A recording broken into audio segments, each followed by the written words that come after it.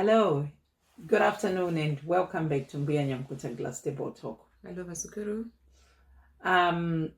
We are wrapping up our first trimester series. I was about to say antenatal. No, we are not wrapping up the antenatal series.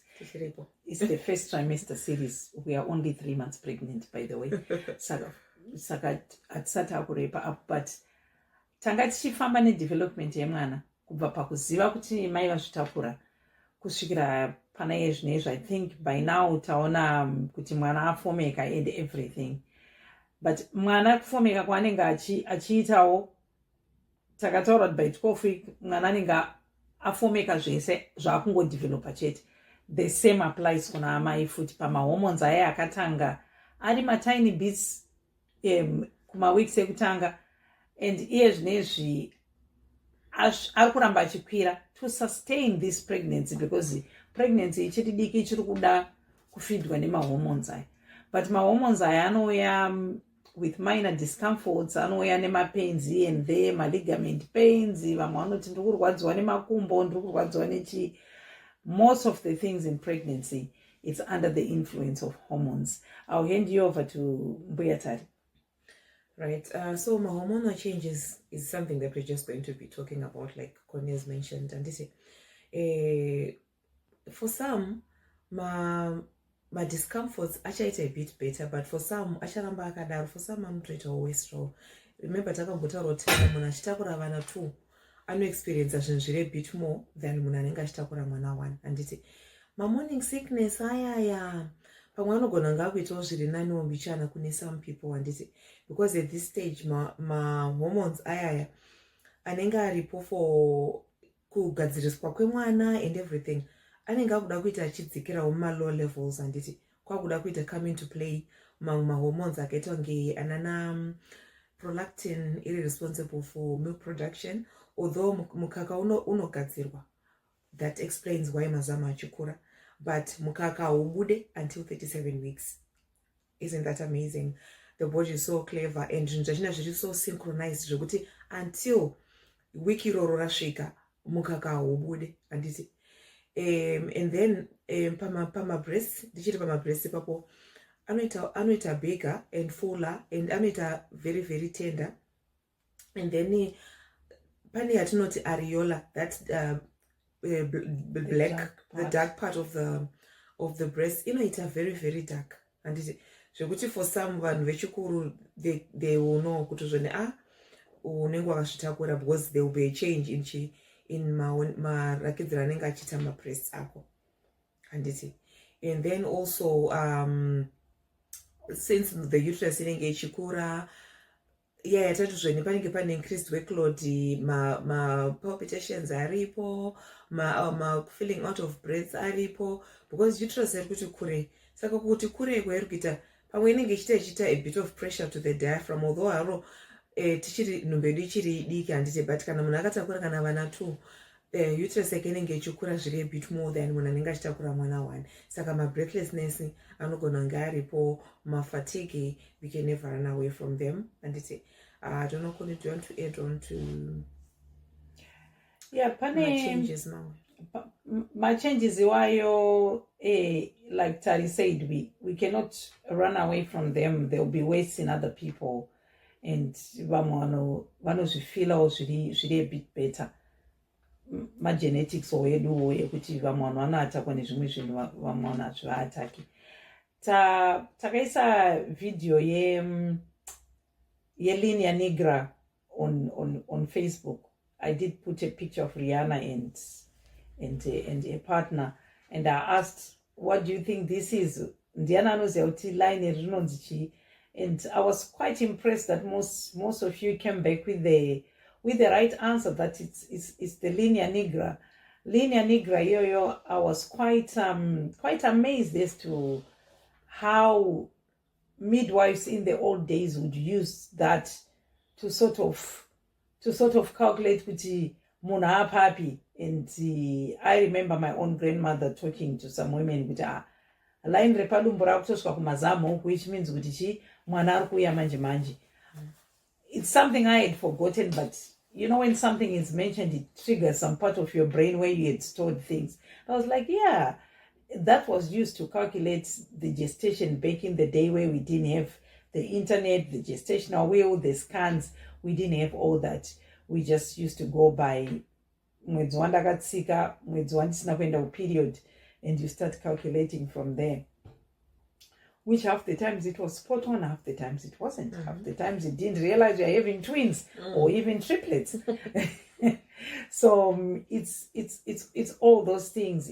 It's amazing how under the influence of those hormones your body can adapt to all these pregnancy hormones.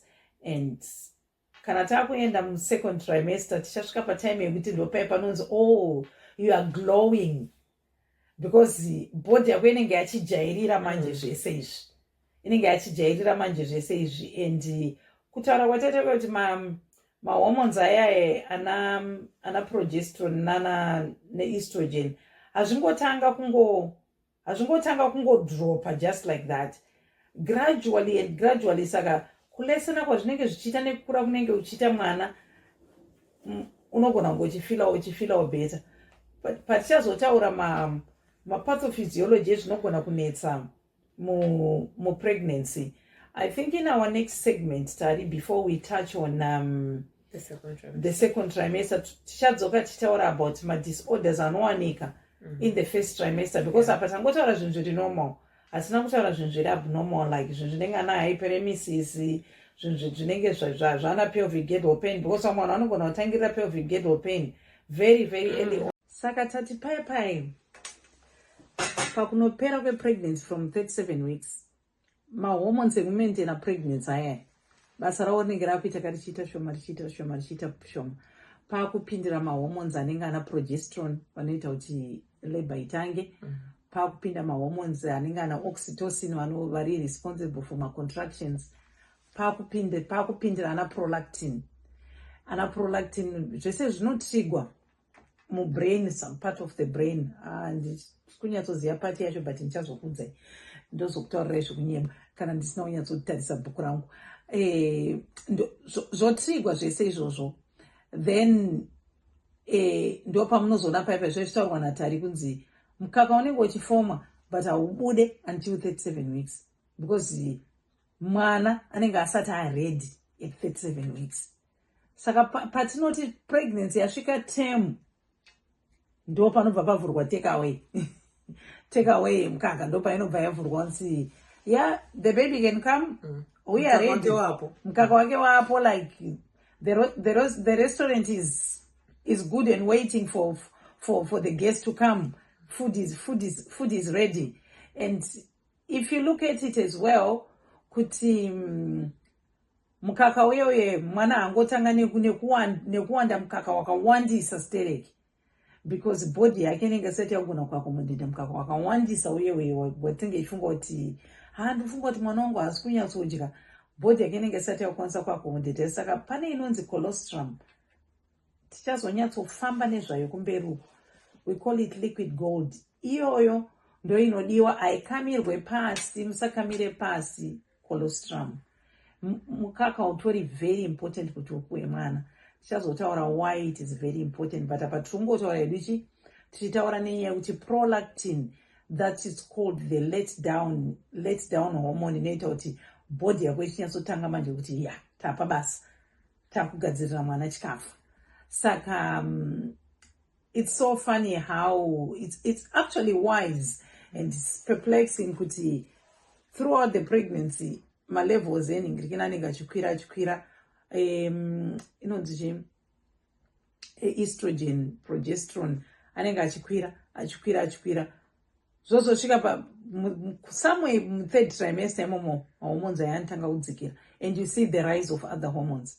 Wotanga kuona ma-Braxton 6, wakutanga kuti kana wakasvina mazamu there is a tiny bit of milk but not much. Saka kugadzirwa kwebody iri clever. Saka ipapa pachitarisa body yaamai unoona kuti pane changes aya ekuti on a normal daily basis unenge usangana kutombozvifungira kuti ndikazotarisa kuti pane line riri apa rinobva apa rinenge richikwira. Line iroro you probably never paid attention to it, but it becomes so pronounced in pregnancy. Ndakaisa post yandakaisa pa-Facebook ndichibvunza kuti line iri rinonzi chii. I'm very impressed with most of you. You went and asked Uncle Google what that line is, and you brought the right answers. And I think I brought your favorite person. Kuti akuratidzei zvazviri. Line racho riripo apa. Asinganyari zvake nekufamba naro zvichioneka. Asinganyari kufamba nelinear nigra yake ichioneka. Linear nigra just means black line. Yeah. That's what it means. It's more pronounced in people of darker skin because of the melanin.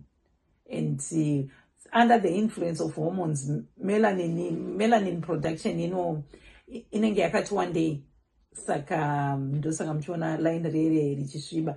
Someone had told us something that was very interesting, and I used to hear my grandmother saying, uyu ndofunga atokuma 7-8 months because line rake rauda kutosvika kudhuze nekumazamu. And someone mentioned it on Facebook with it was used by the older midwives to tell how far pregnant you are, which is completely gobsmacked about it. And